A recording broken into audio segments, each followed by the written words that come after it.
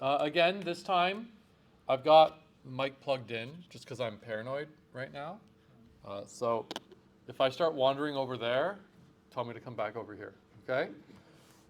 And let's make sure the mic is working. Okay, good. All right. There. Okay, no. Also, a side note, for one thing, good thing I like about Python is I was using TQDM, just have a progress bar, so I knew. Is that right? Yeah? I've never done that one, but cool. It's nice. Well, I was always just be like, well, number of generations mod whatever is this and that, and then I would print it out. But having a nice little progress bar, okay, cool. Gives All right. you estimations too. Yeah, it's nice. Okay, this is about where we were like left off last time, right? We were talking about like, okay, your typical starting place settings. These are not like, oh, use these ones in your set. No, these are like, you know, like this is what one who's got some experience, like if I was writing a GA to do something, I'd probably start with something like this. Hit run, see where I go. And like the tuning would be like, okay, given the, maybe I want more generate. Oh, and like, oh, crossover, I don't want it to be high for this problem. Like maybe some of the intuition just from experience, but in general, you're going to start with this and just kind of go from there. And also the warning of remember, like the whole modularness, the modularity of these algorithms gives you the freedom to be like pick and choose like what crossover you're using pretty easily. It's just like plug and play effectively. And other new enhancements you want to add along the way, like those guitar pedals we were talking about. Do what you want. That's where you can have more fun. Just turning like more generations is kind of boring. New ideas, seeing if it actually made sense or if it worked or not. That's where you can have some fun. And with though, like, and that is like hyperparameter tuning as well, but that's like the symbolic parameters, not numerical ones, not ones that you're turning some dials on, though they may or may not come with more or less dials to tune as well, for better or worse. Okay. The typical behavior you're going to see of a GA or any evolutionary algorithm is going to be something like this, right? Like, you've got a one-dimensional a one-dimensional landscape here. The second dimension is like their fitness value. So imagine this problem is like find the x with the highest y, right? This would be some function, right? So some function of x gives you a y, find the biggest one. Obviously this is a boring problem. This is just for visualization purposes. When you start, your population is going to be like spattered throughout. As it evolves, you're going to start to see like, okay, they're going to start moving like towards things that are nice. And near the end, you're hopefully going to find things like this, right? Where maybe you've got some clusters of things at the various peaks and you're all set in the end. That's kind of what one should expect when using these algorithms. And usually, like on your assignment, have you plotted your curves that look like you're minimizing, right? So it's going to go the other way. Someone asked me, by the way, like, oh, do you want us to like flip it, like multiply everything by -1 so everything's a maximization problem? If you want to, you can. I know there's some people that like really advocate for that. Don't do it. I don't like it because like I don't like I understand the argument people make about like, oh, bigger is better, right? But like to me, the intuition of like minimize the value, and I start seeing this, I'm left going like, what? It should be more descriptive. Right? Like I feel like the data should speak for itself. If we're minimizing, I want to see smaller numbers. The argument for that, I guess, is it looks like an ROC curve.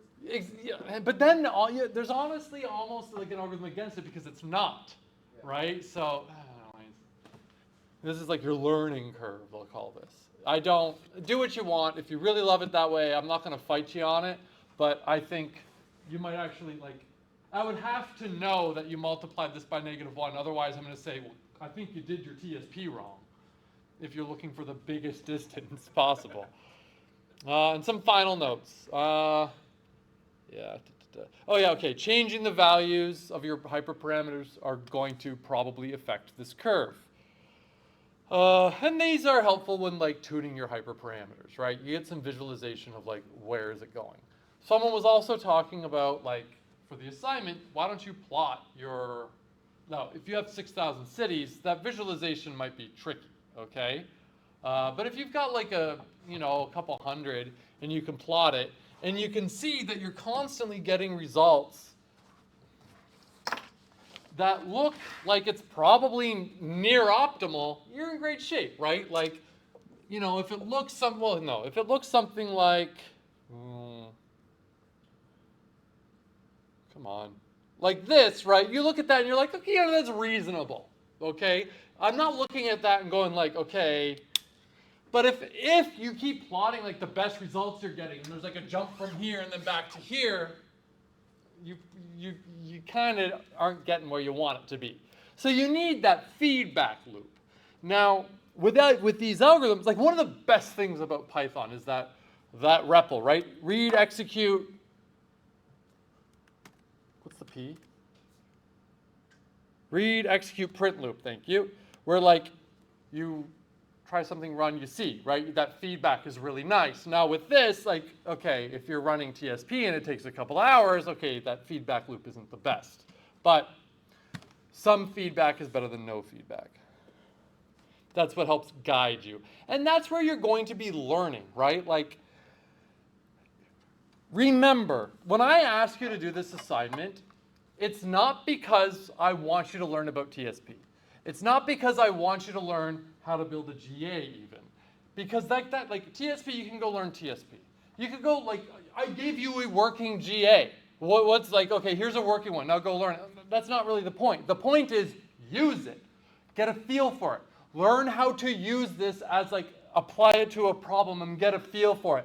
That's the evolutionary computation you're using. That's the point of this. So it's that exploring that's important. I don't need you, like I don't have a deadline where I'm like, okay, everybody, I need your best TSP solutions or my boss is on my ass. It doesn't matter, like, look, it matters, but it doesn't matter, okay?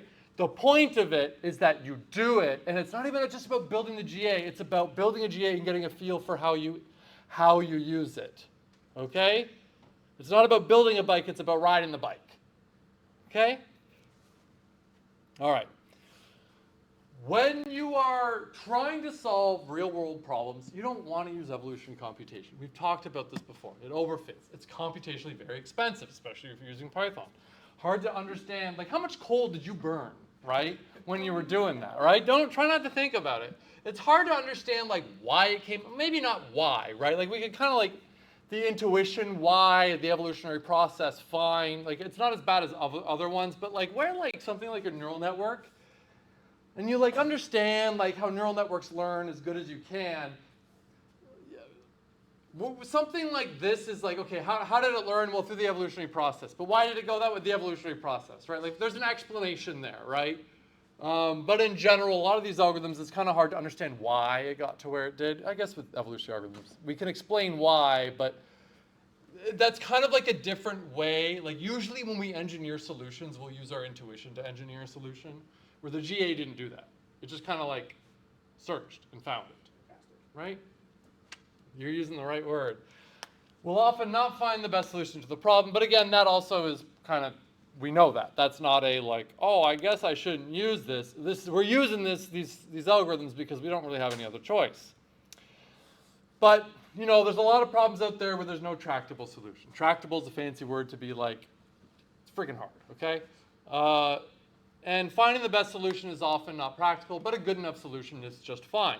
Maybe even the best solution is a stupid thing to look for. So when all else fails, we'll use tools like this.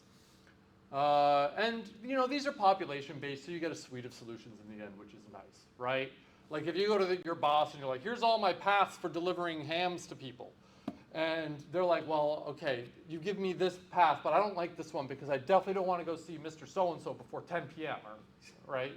Right, you know what I mean? So it gives you choices, which is always kind of a nice thing, which I think it's important to emphasize because us as people who are computer scientists, especially when we're learning, you kind of lose sense of like how this would be valuable to anyone. And like that's like the value to people. And these algorithms are really good because they tend to work well with noisy data. They work well with large non-continuous search spaces. And a really nice thing about it is like, it might be hard to see with like TSP, but in order, like, TSP is a hard problem. And if you wanted to build like an approximation algorithm to get good results in TSP, you'd need to know a hell of a lot about TSP in order to like build it, right? But us, we were able to go like, oh, it's a Hamiltonian cycle. Let's just use a permutation. We're good. You didn't really need to know a lot, and you're getting really good results. However, Usually, this is just a cheesy graphic to give you the idea. You can do a random search, you're going to get garbage, okay? Evolutionary algorithms will do better than random. They absolutely will. Empirically, we know that. But if someone comes along and they're like, I just spent the last 20 years studying TSP, and I built a really good approximation algorithm for it, and I beat your evolutionary algorithm, you go like, great, I whipped it up in 10 minutes, right? You beat me, congratulations, right? But that's kind of like, if there is a specially tailor-made design thing, by all means, if it's better, you use it. You absolutely do. You would say then, I guess we're not going to use the algorithm we don't want to use, right? It's always funny to me because people will bring it up as like a gotcha. Like, but we could do better. It's like, that's fantastic. So we don't need to use the thing we didn't want to use in the first place. That's great, right? So just remember that. Yeah. The point is, if an effective intractable algorithm exists for a problem, use it. Don't use the GA. If you're all out of ideas, throw evolutionary computation at it. Maybe it'll stick. Okay? Any questions about this overview blitz? By the way, if you're seeing these slides and you're like, oh shit, I wish he told me that before I finished my assignment 1, you're missing the point. It's like, it'd be great if you see something you're like, oh, I could have incorporated that in some, cool, awesome, right? Again, the point is just build it, have fun. If you're not having fun with it, have fun with it. You're doing it wrong. Try the weird things to make it fun. I don't think you're getting to a course like this if you're not going to have some fun when coding and trying ideas, right? So if you somehow got here and you're not having fun with this, you might need to reevaluate your degree. All right, so representation. This is our encoding. This is how we want to, this will be more about how do we take the phenotype, the problem, and put it into the computer so we could do something with it, the encoding, the genotype. Sometimes it's obvious. Sometimes it might seem obvious, but it's tricky. Sometimes the obvious one is a terrible idea.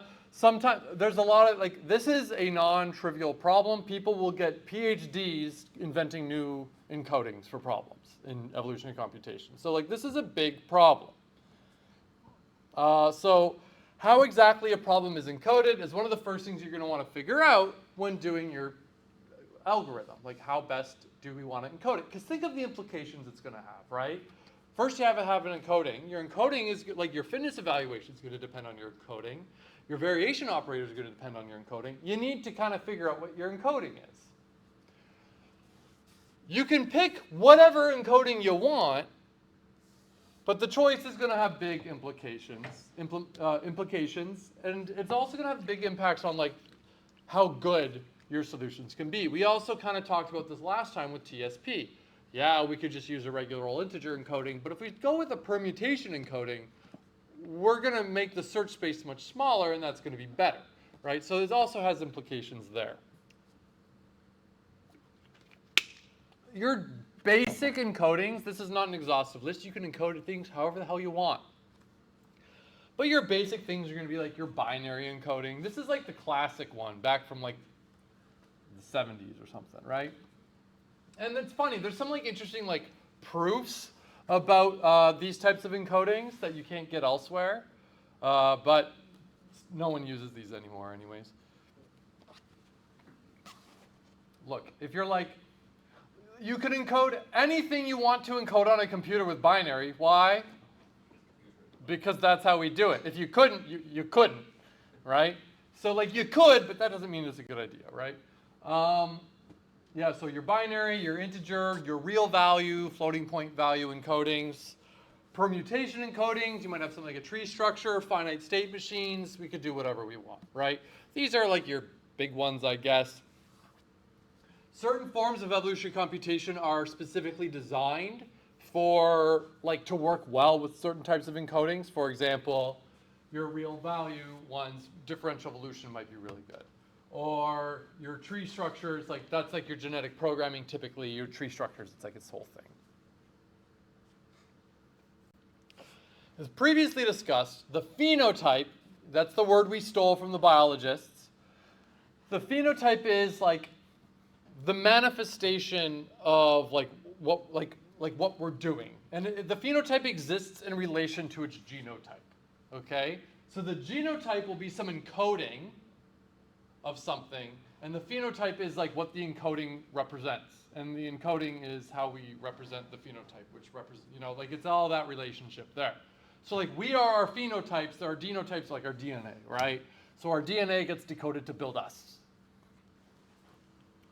Going back to that integer problem that maximized the unsigned integer, our phenotype was like, okay, well, the unsigned integer, and our genotype was, well, the encoding of it as like a binary number. The choice of the representation has large impact on performance. The difference between solutions in the phenotype space can differ from the difference in the phenotype space. So consider the unsigned binary number maximization problem. The number 7 in the number 7 is 0, 1, 1, 1 in the genotype space, and the number 8 is 1, 0, 0, 0 in the genotype space, right? Their difference in the phenotype space is 1, right? 7 to 8, that's one step. But their difference in the genotype space, if using Hamming distance, we can use whatever distance metric we want. A distance metric is just some metric.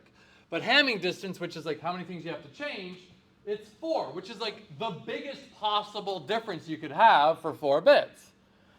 So yeah, the Hamming, like the number of bits that would need to change to go from that one to the one. So in other words, going from literally the closest two things that are different can be from each other in the phenotype space goes to the biggest difference they could be away from each other in the genotype space. So be aware of this. This has big implications for the search. When we naively were maximizing the like the thing based on the phenotype space versus the genotype space, it has a big implication. You have to be aware of these things. I'm using this example though because we can look at it and we can understand it. But like I've been saying this whole time, when you are using these algorithms, you're throwing them at problems that you probably don't understand very well.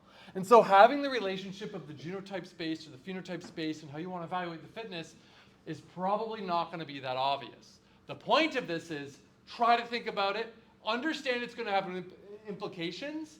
If you could even wrap your head around what the difference is really in terms of what it means, that's a whole other story. Yeah? I mean, if it was that obvious, you'd probably already know the solution. Exactly, right? Like if it was so obvious, first of all, if it was so obvious, try to take what you do know and leverage it in your algorithm altogether if you can. But if you can leverage it to the point to which you can solve the problem, what the hell are we doing? Right? Right? Okay, yeah. So here's like a graph representing the Hamming distance between all the points, right? Each edge represents like 1 unit of distance, right? So there are 3 1-unit distant things away from 0, 0, 0, right? And the furthest possible thing we can get to is like from here to here, right? You can see like 1, 2, 3 steps. And this would be for 3 bits, but I don't want to represent 4 bits on.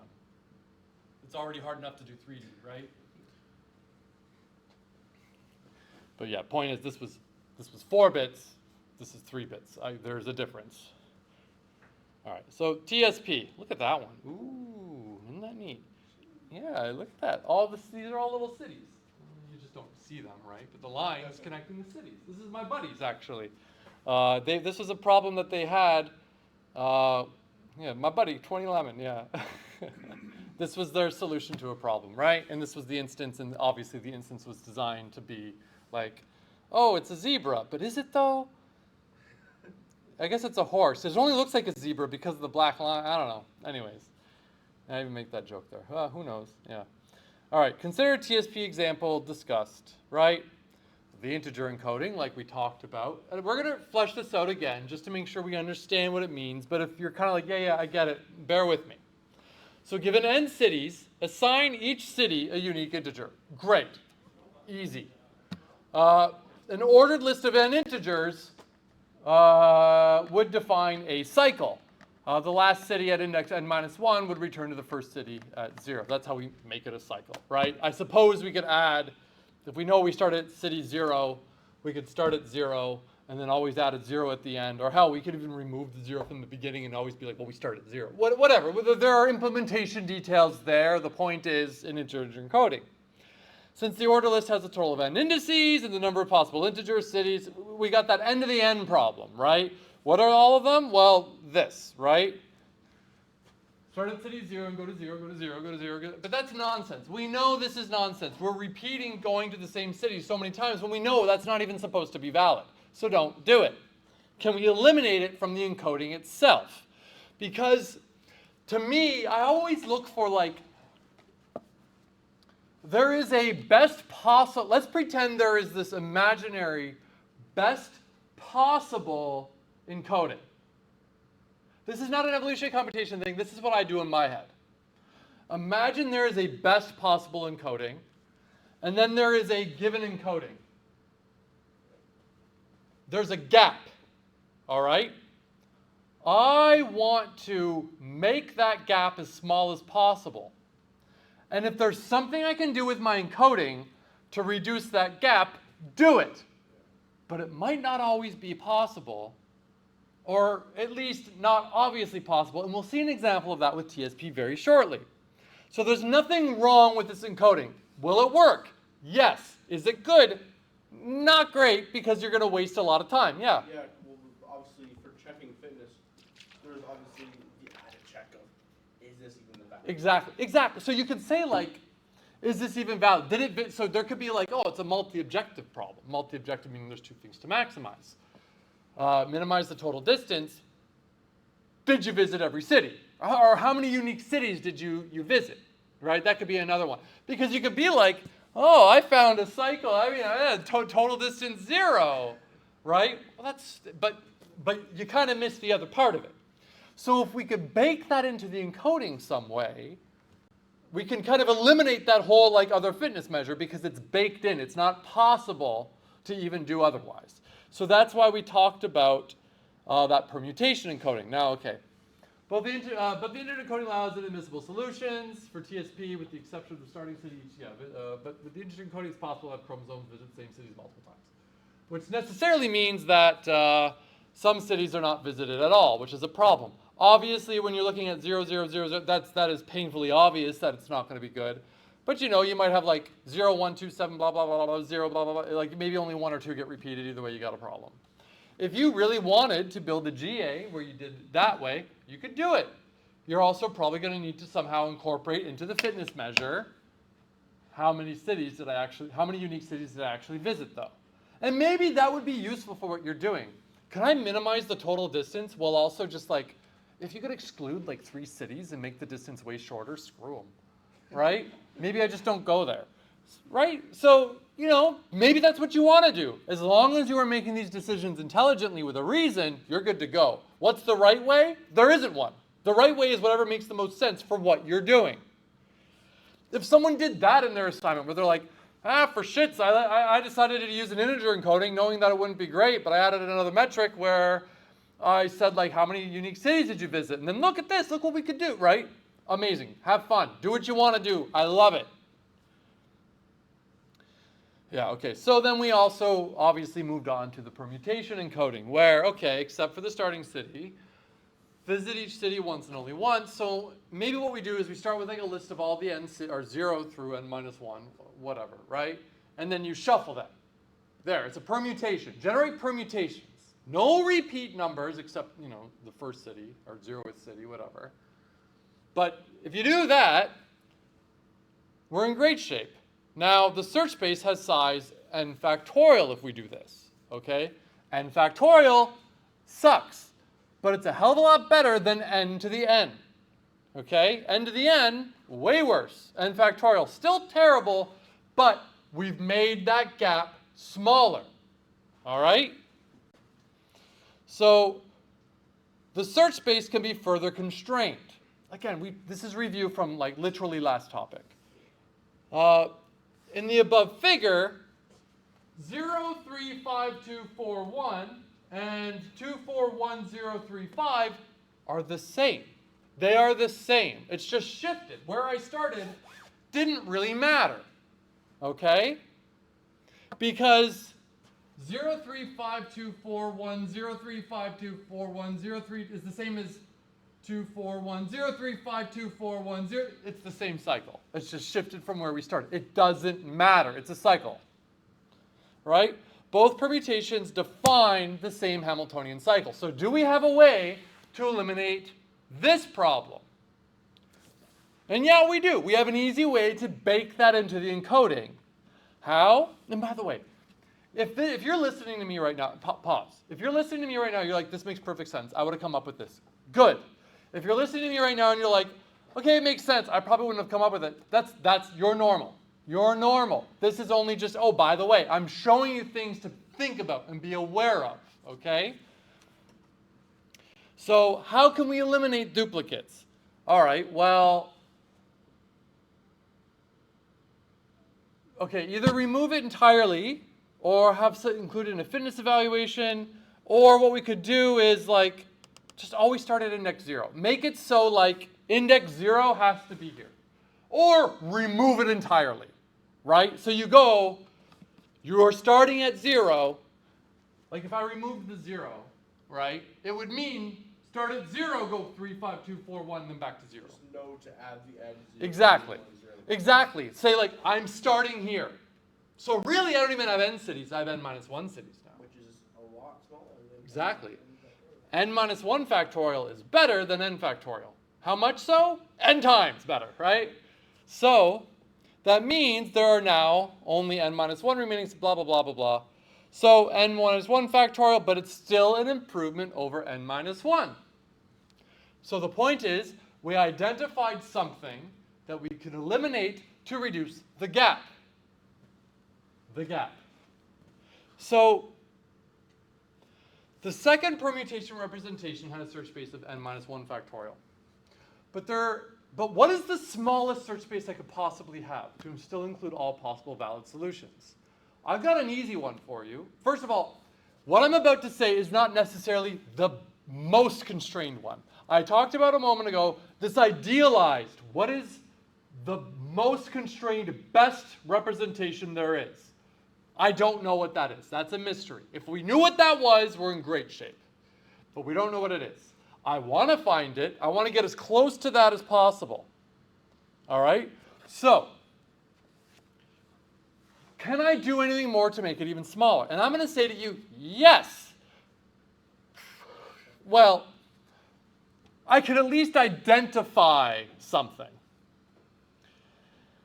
The cycle 0352410 is the same as 0142530. If it's not clear to you, it's reversed. If I say, step 1, start in Antigonish, go to New Glasgow, back to Antigonish, or I say go to Port Hawkesbury, then New Glasgow, Antigonish. Like, if it's the same forward as backwards, it's the same cycle. The direction really doesn't matter, assuming it's an acyclic graph, a directed or undirected acyclic graph, right? It doesn't actually matter which way you go. We could have versions of the problem where it's easier to go one way than the other way. That's a whole different thing. But the point is, for every forward path, there's a reverse path. Meaning, I could take out, I could make the search space half as big as it was before, right? That's pretty good, right? At least, well, can I make the search space half as big? Not really. How can I possibly include that in the encoding? Because you're only finding new cycles by basically randomizing things anyway, so how can you... Stochasticizing? I don't think that's a word, but I just, Yeah. we're always cautious about that word. Yeah, no, you can't guarantee one from some direction. You can't guarantee a single direction. Yeah. You can't turn the graph directed because then you'd be missing out on certain paths in different Exactly. variations. Exactly. So maybe there is a way. Maybe. I don't know what it is. The point is, we were able to go like, we can easily change our encoding to constrain the search space. And then we can change another little thing about our encoding to like reduce that gap. And then I can look at this and I can identify something. Is it like, I don't know if this is futile. I don't know.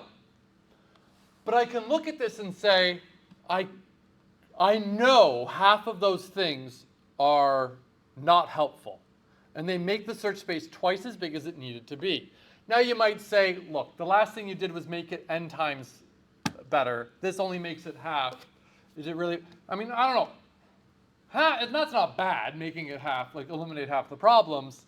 But is there something I can do with my encoding to like make it intrinsically so that we eliminate half? And I don't know. I can't think of one easily. So the point is, we might be stuck with this gap. I don't know, right? This idealized best. First of all, I don't know if that's the best, but the point is, I can't even get to what I want to get to, as far as I know, just by baking it into the encoding. Okay? I can imagine somehow you could do like for every like if you can somehow identify like a sort of deterministic process of actually building the I guess the list of like Like the cycle? sequence, Yeah. building the sequence, some deterministic way of like, all right, on either side of a certain city, don't go to the one that's the farthest away. But You so know, but like no, but that would be probably quite computationally. So that's the other half of it, is if we can, okay, can we go through a population and just get rid of all of the reverse cycles? Yeah, but all of the improvements we made to the encoding didn't add anything to the computation, right? There was no like algorithmic thing that had to be incorporated. The encoding was just the way it was. Where we could go and add that stuff, we could, but it came at such a cost, just like you said, right? The cost of that. It'd be better just to do another generation. Right? Right? Where you're just like, screw it, just carry on, right? Yeah. So any questions about this idea? Again, this is not a concrete formal thing. This is a try to find that gap. Be aware of your encodings. Be clever about your encodings. And see what you can do. Okay, n queens, right? Okay. Any last questions before we move on to another problem to talk about the encoding? All right, here's n queens. Consider the n queens problem. All right, we talked about the 8 queens. I think this is 10 queens, right?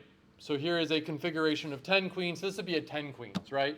Find a solution such that, find a board configuration such that you could place 10 queens. This is 10 queens. If it was n queens, it would be n queens on a board such that none are attacking each other, okay? They're all safe. Do you see? None of them can, this is called it's a staircase solution. It's one of the classic ones. Turns out there are a number of valid solutions. And this is an interesting problem because unlike TSP is like minimize the distance. This is like a yes or no one, right? Although often we turn it into something with a gradient where you're like minimize the number of conflicting queens, right? Okay, so why don't they? Well, nothing here, nothing along the diagonals, nothing there, nothing along the and that's how you would check it, okay? Any questions about this problem? It's important to understand.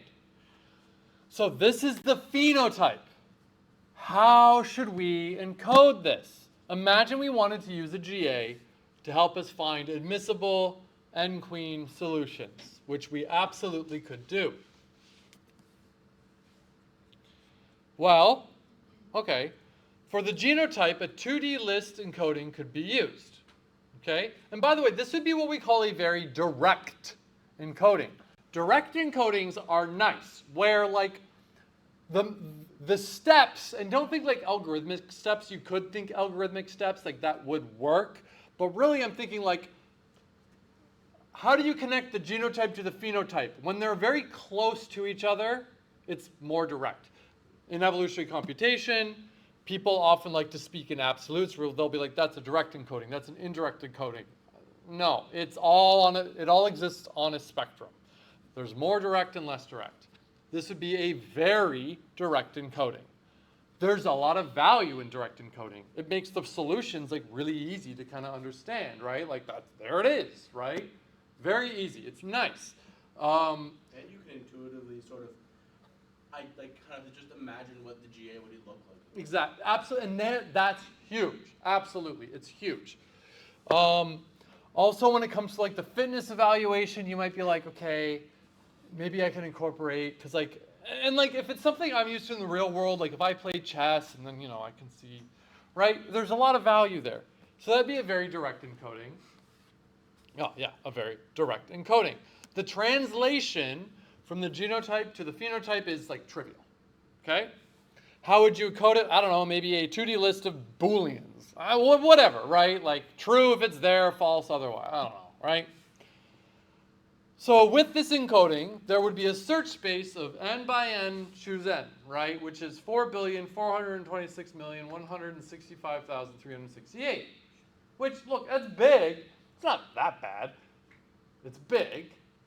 The search space includes all possible valid board configurations, but it includes a lot of invalid configurations, right? Because I'm saying, like it would include, like, okay,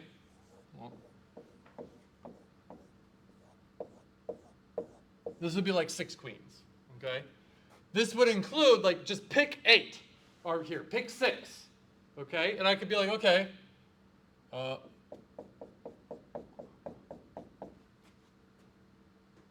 how is it? Right? Okay, no? All right. Right? It would include all of those. There's nothing wrong with that, but it does include it. So this goes back to my question, like back to the TSP. Where's the gap?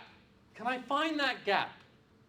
Can I bake something into the encoding to eliminate it? Just bear with me for a second.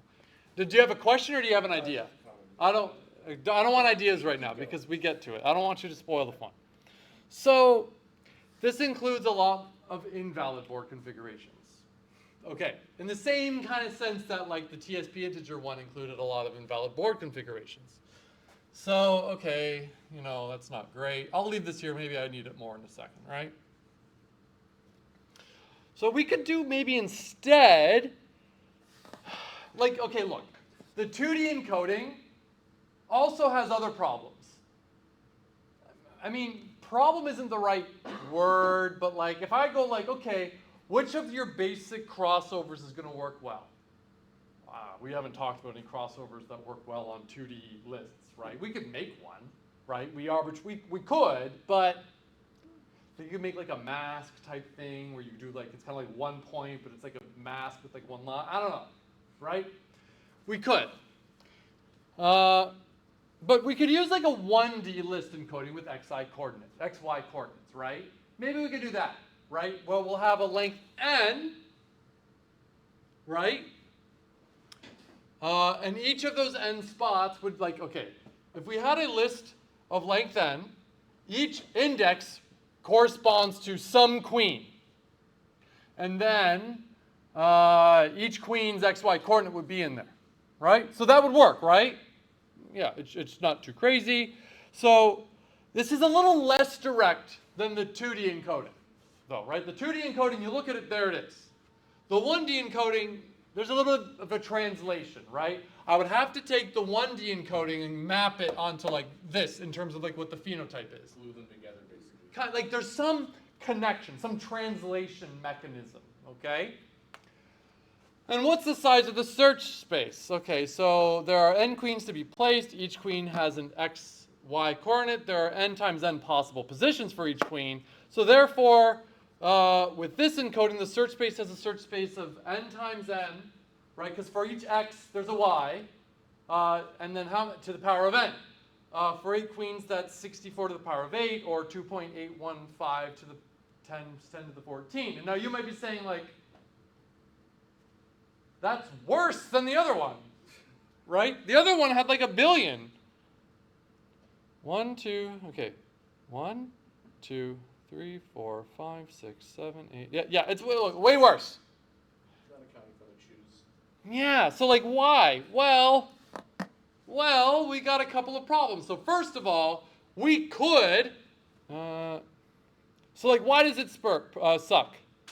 Look, here, for example, 1, we could say place all queens on the one-dimensional list version where it's XY coordinates can be like, okay, queen 0, you're at 0, 0. Queen 1, you're at 0, 0. Queen 2, you're at, right? And also, when you've got like that one and each queen has like a fixed 1, suddenly like the index matters. Where with like with the choose one, it didn't really matter if queen A and B were like in different spots. It wouldn't count those, where this would, right? If queen 0 is at 1, 2, and queen 1 is at 2, 1, and then in the next one, you flip, it's going to count them all again, right? So suddenly it matters. So that's why this actually got way worse. So, okay. Now, the question is, would this work? Yeah.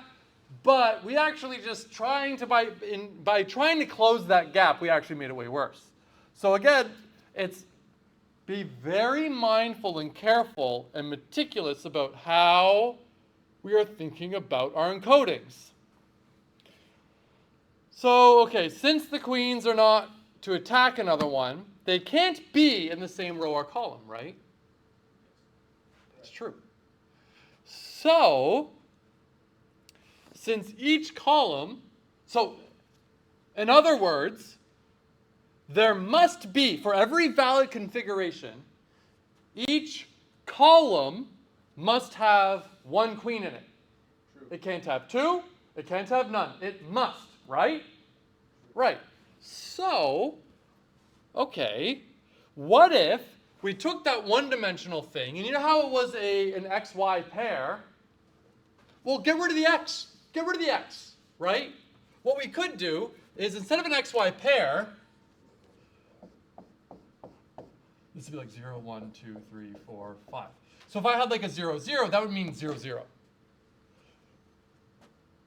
That would mean 1, 5, right? So we actually don't even need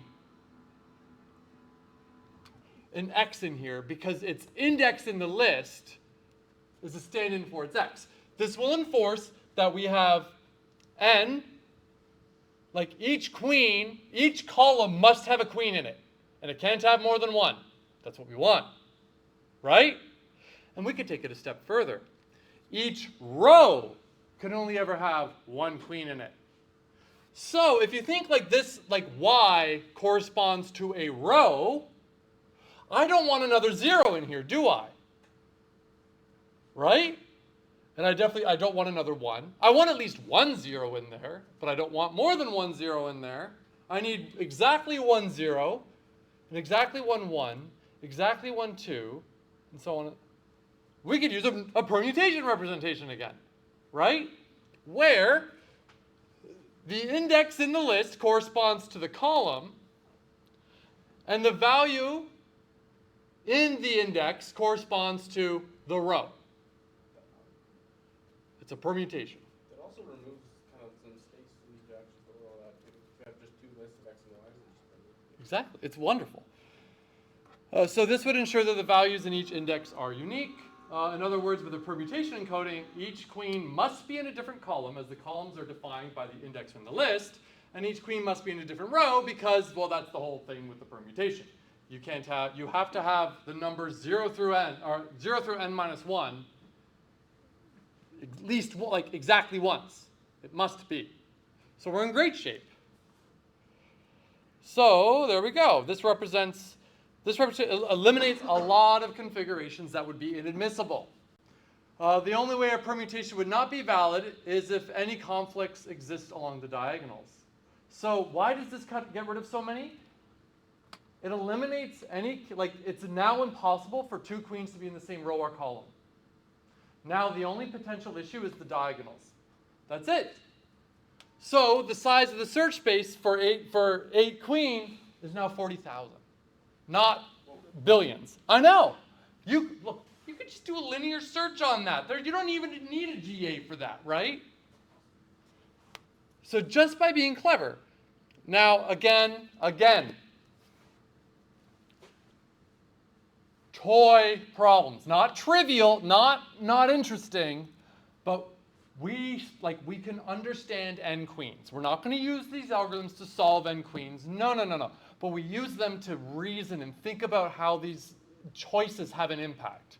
When you go and you start throwing this on, like, finding nonlinear relationships in fMRI data, I don't know what the fuck I'm going to do. Right? I don't know what I'm going to do. I'm trying my best. I don't know. It is what it is. Is that coding better? I hope so. I kind of can make sense of it, but was that the right decision? I don't know. We could argue about it until we're blue in the face. We don't know. The point is, it has an impact, and try to rationalize it. Try to understand it. Try to use your intuition. Any questions about any of that? All right. See y'all later.